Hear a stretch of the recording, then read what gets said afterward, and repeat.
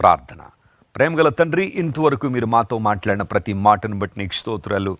మేము నీ యందు నమ్మిక ఉంచడం వలన నీ కృప ద్వారా మమ్మల్ని నిలబెట్టే దేవుడు అయి ఉన్నావు కనుక నీకు స్తోత్రాలు. మేము కదలకుండా నిలిచినట్టి స్థిరత్వాన్ని మీరు మాకు అనుగ్రహించి దేవుడు కనుక నీకు వందనాలు. ఈ వాగ్దానాన్ని మా ప్రియుల జీవితాల్లో మీరు నెరవేర్చమని కోరుతున్నాను. కొంతమంది భక్తి జీవితాలు, విశ్వాస జీవితాలు ప్రభువా చంచలమైన జీవితాలుగా ఉన్నాయేమో, వారిని మీరే ఇప్పుడే ముట్టండి నాయన. నీ ఆత్మ ద్వారా నింపండి. పరిశుద్ధాత్మదేవ బలమైన నీ శక్తితో వారిని సంధించి నీ కొరకు, నీ కార్యముల కొరకు నిలబడు వారుగా వారిని మీరు స్థిరపరచమని కోరుతున్నాం. అనారోగ్యాలతో ఎవరైతున్నారో స్వస్థతనివ్వండి. వ్యాధుల్లో ఉన్న వారిని లేవనెత్తండి ప్రభువా.